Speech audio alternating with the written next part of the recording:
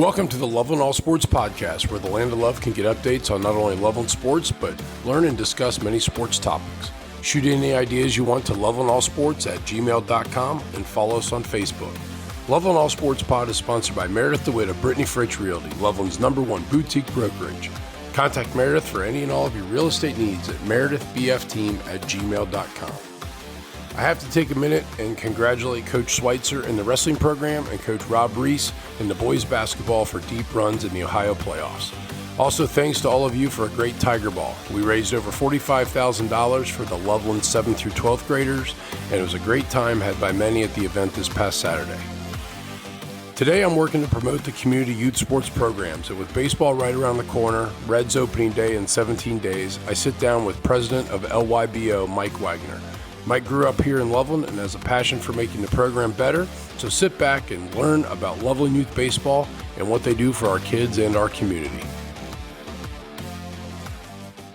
All right, well, baseball's upon us. I'm sitting here today with Mike Wagner, the president of Loveland Youth Baseball. Today's going to be a nice day, and next week's going to be 60 and 70 degrees, so I'm sure the baseball fields will be buzzing with activity. Good morning, Mike. How you doing?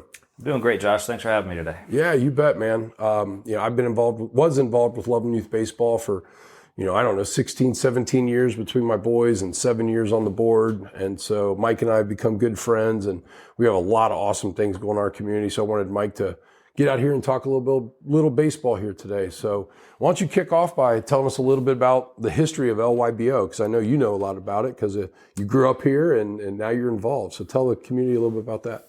Yeah, so I grew up in Loveland, lived here my whole life, got involved with LYBO when my son turned 4 and started to get the baseball bug. And then just being a baseball guy myself, I just kind of naturally gravitated towards getting more involved and had various positions throughout the board. The board positions, I've been the president now for about 5 years.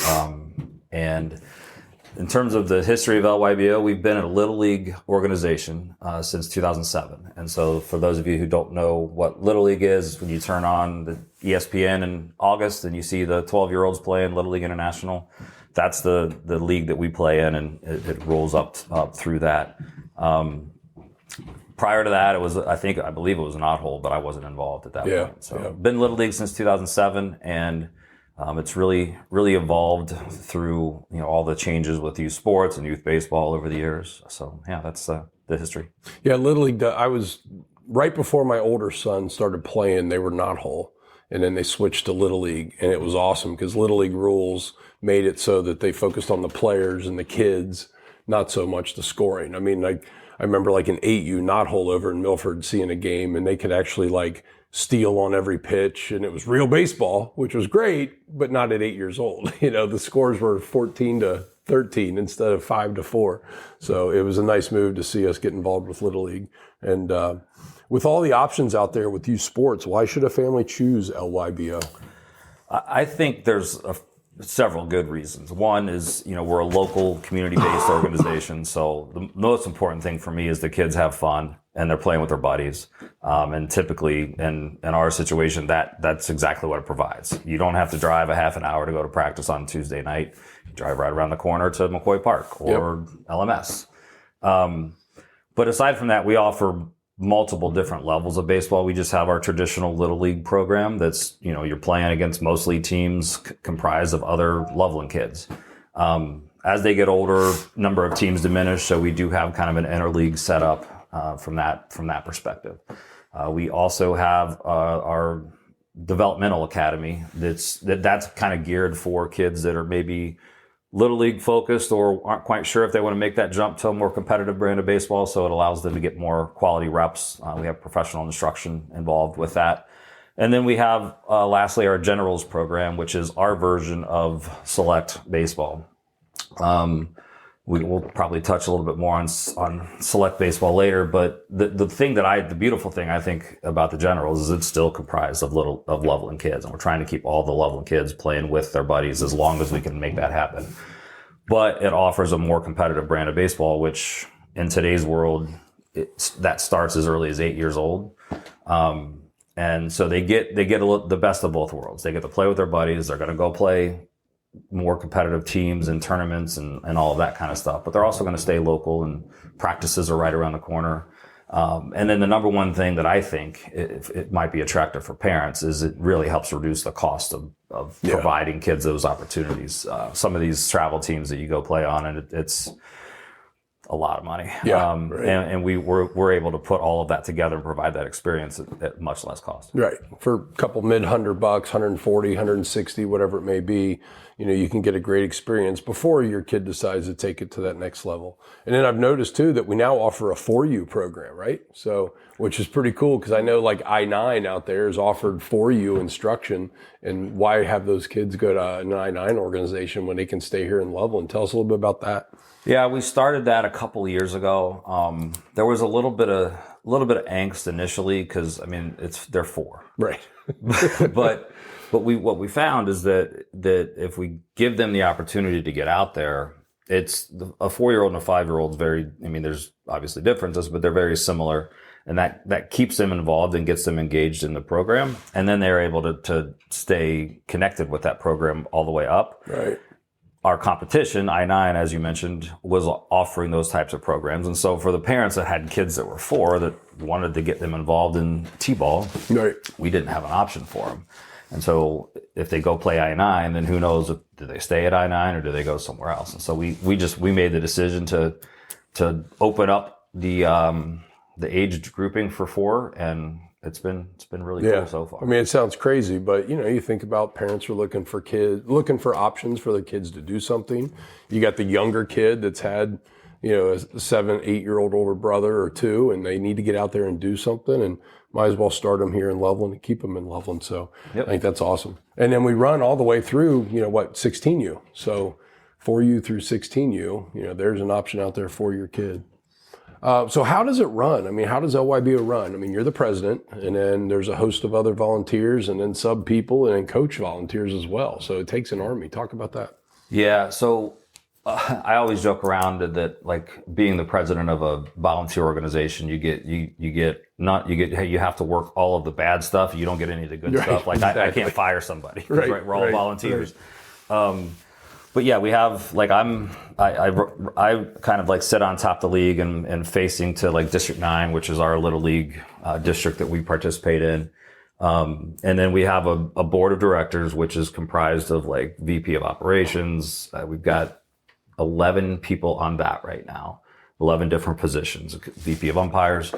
And then we've added, when I took over, I think we had 15 total volunteers that were pretty readily involved with the board.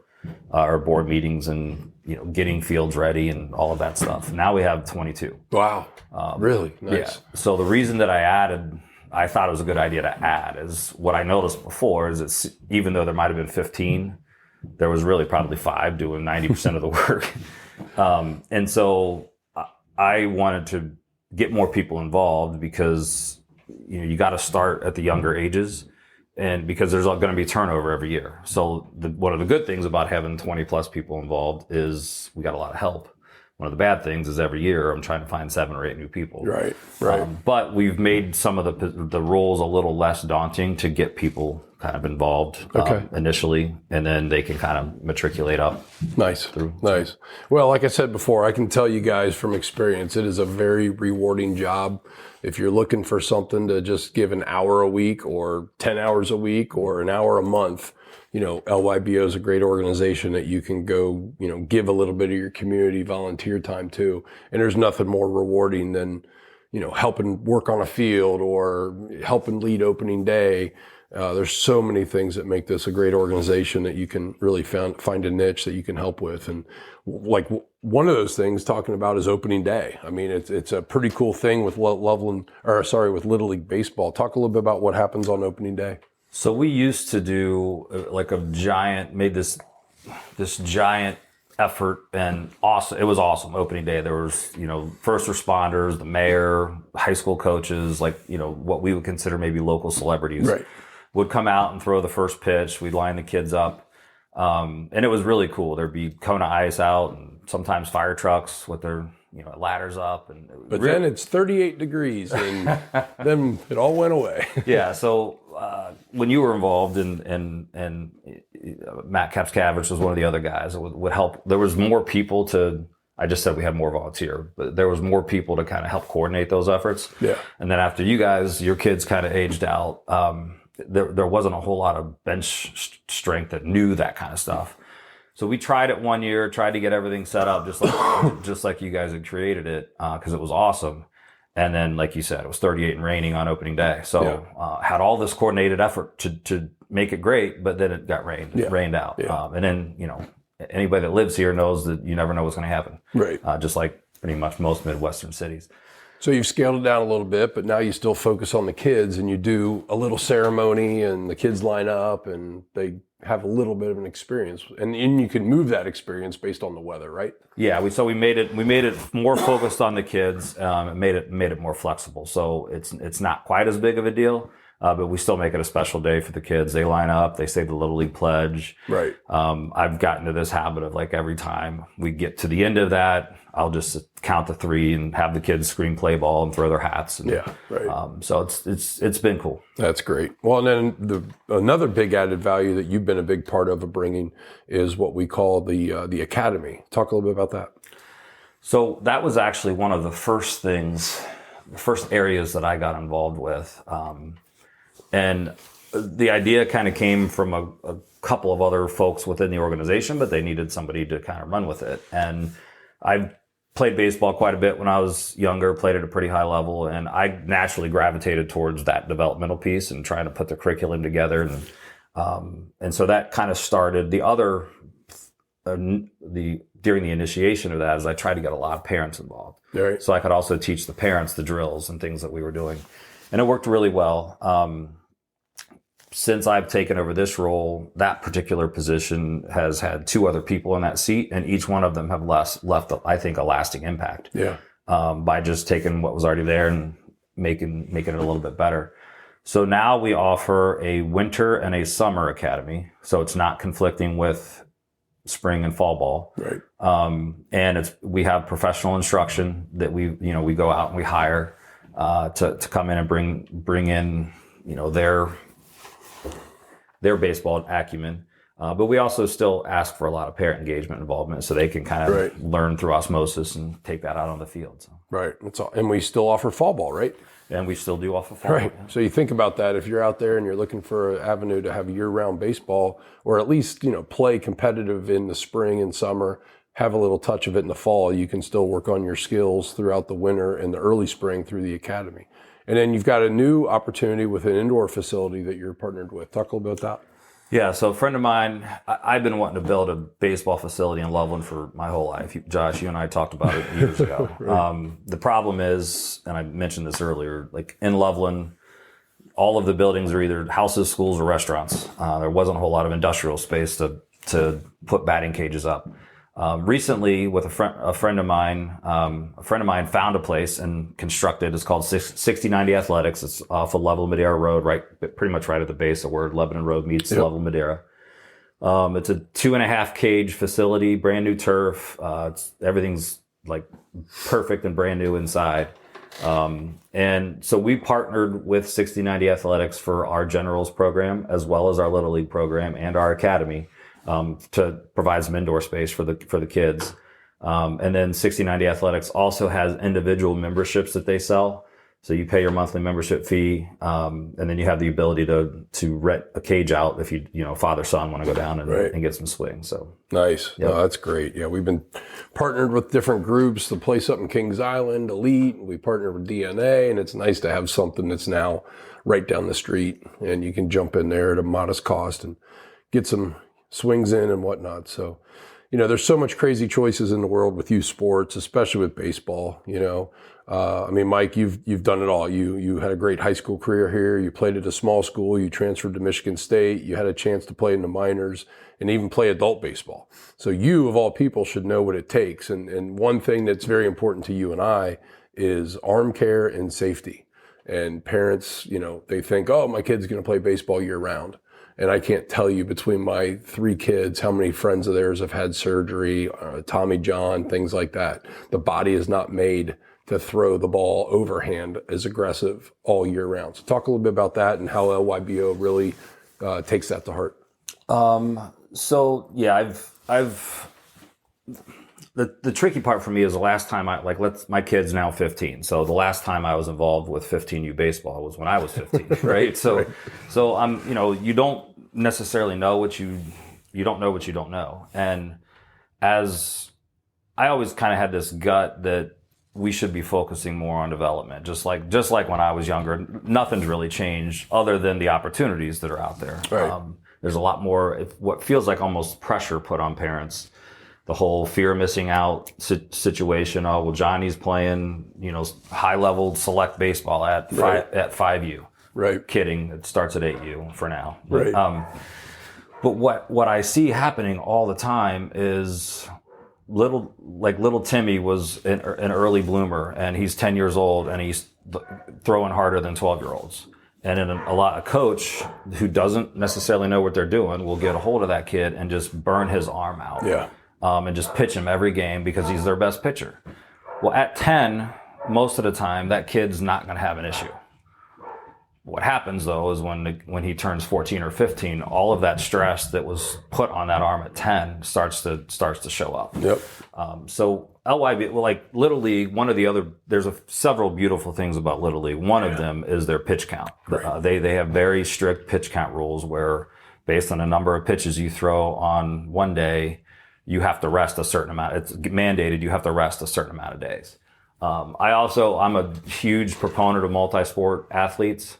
And I think, in a world where it seems like you need to specialize more and more or play one sport all year round, I think baseball in particularly is something that you need to take 2 or 3 months off. Mm-hmm. Maybe not hitting, you can still hit, but 2 or 3 months off. Don't pick up a baseball for 2 or 3 months every year. That would be if I had, a way to make that happen for everybody, that would be my advice. Yeah. Yeah. It's, of all the coaching I've done, I finally saw it last summer where we were hitting. So I was coaching third base, and I saw the opposing pitcher blow his UCL during the game on a pitch.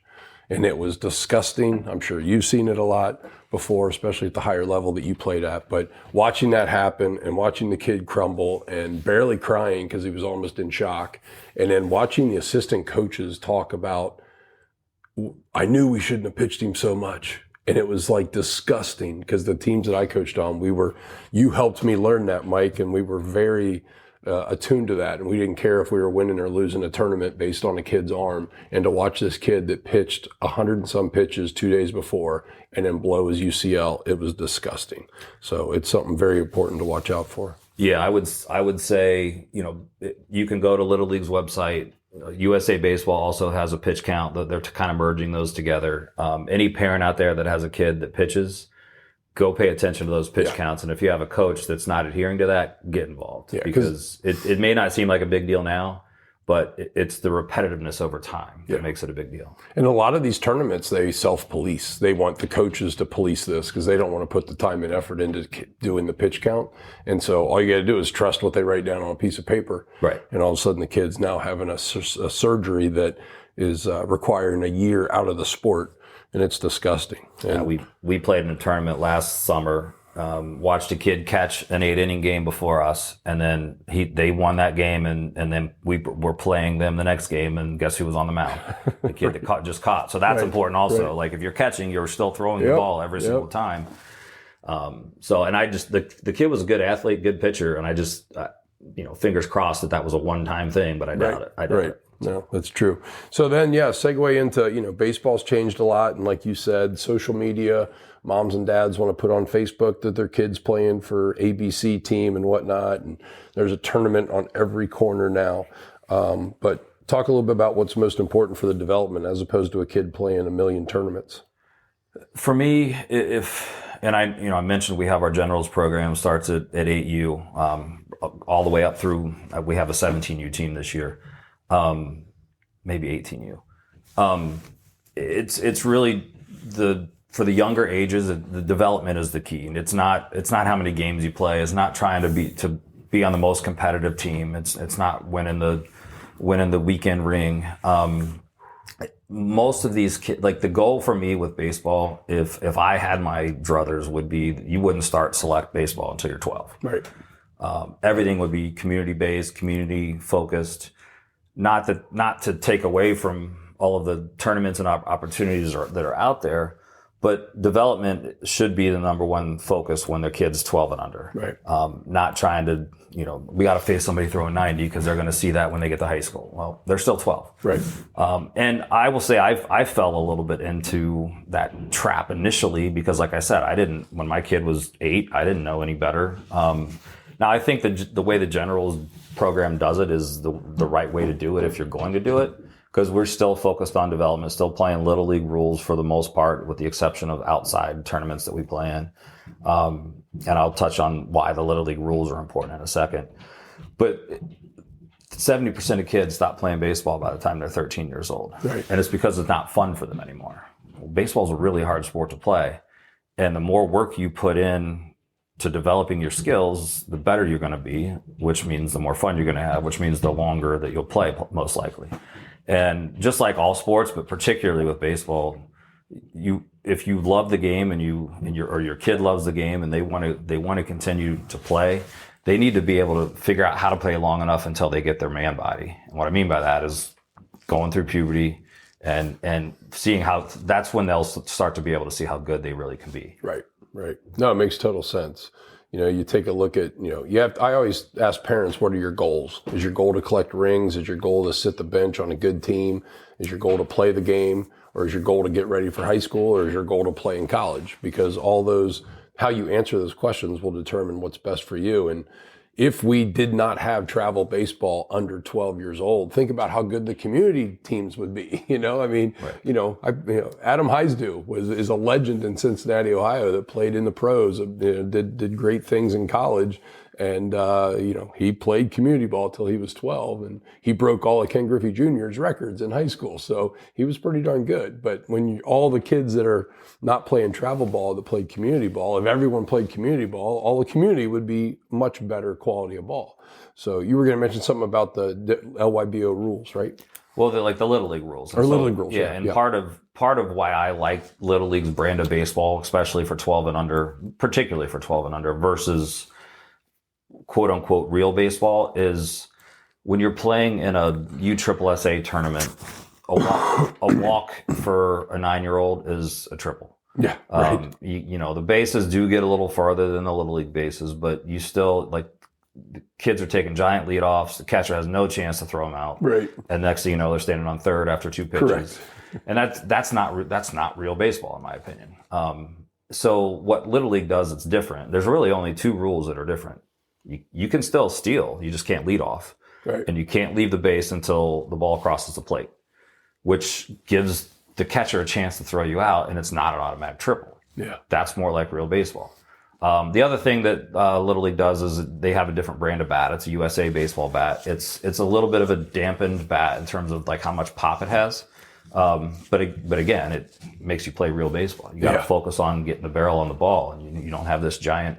You remember those old big red Bam Bam bats? Yeah, that's what I feel like a lot of the younger age. In my era, it was the Easton, the green, the logo with the green Easton. I think it was a silver bodied, and it was like that was the start of it. I had a couple of those. Yeah, and it's like nowadays a true good hitter gets a good hit now with a USSA bat, right, as opposed to the below average kid just hits it right, and all of a sudden it's a double. You know, it makes it real baseball. So that's important, and it's safe. It's we've all seen the kid on third base that's not paying attention get hit by a line drive from a kid with a big bat that's borderline illegal, and that's not a good day either. So it makes it safer for the kids totally in the field. Yeah, and then you at those ages you got all different size kids, right? So the safety aspect is important. But the thing I like about the no leadoffs is it allows the pitcher to concentrate on throwing strikes, so he's not worried about everybody flying around the base paths. And it gives the catcher a chance to throw them out. So it's creating more baseball-like plays as a result of that. So. Right. I always told people that, hey, if you want to win a game 25-22, go play lacrosse. Baseball is meant to be a pitcher's game with defense, and you earn the runs that you hit. And so there's nothing better than a 4-3 game while the kids are developing the right way, because that's what it's going to be once they get to the competitive level and then into high school and beyond. Let's keep the game as consistent as we can. So The last beautiful thing that I'll mention that I like about the Little League brand is typically what I see. The games are more competitive. You don't have a 22-1 game typically, but I see the coach. It's just my experience, and I'm not saying this is like this everywhere, but I see the coaches act differently. They're still coaching hard, especially the competitive guys, but the way the game is played is a little bit different, and you don't see guys running up scores and like they're up 18-0. They're still stealing second and third. Correct. Like that. Right. You don't see that kind of stuff anymore. And I just like that better. That's awesome. It's respecting the game. That's awesome. Well, Mike, anything else to add? Our little conversation? No, I appreciate the time, Josh. I could talk about baseball all day, every day. Right. You can't because you have a big day today with Loveland Youth Baseball having your kickoff coaches meeting tonight, right? Yeah, got to run. We got to get ready for that. We got the coaches meeting and meet the teams for the little guys, and then we have a board meeting tonight. So awesome. Well, Mike, Loveland's a much better place with you involved. Thanks for all your time that you put into it. And community, for your kids, please consider LYBO as an option. It's a great organization. And then if you have volunteer time that you would like to add, LYBO is a rewarding place to work, and I'm sure you can find a place that you can help. So let Mike know of anything you can do. And thanks for the time, bud. Thank you, man. This episode is sponsored by Cappy's Wine and Spirits in downtown Loveland. Tap room, bottle shop, meeting place, great music, gift ideas, and just a traditional watering hole. The Cappy's Chili Cook-Off was a hit this Saturday, and look for more events as spring has sprung in the land of love. I hope you all enjoyed this podcast with Mike Wagner from LYBO. I'm always looking for other ideas and share great sports stories, so please send any ideas to me at lovelandallsports@gmail.com. Peace.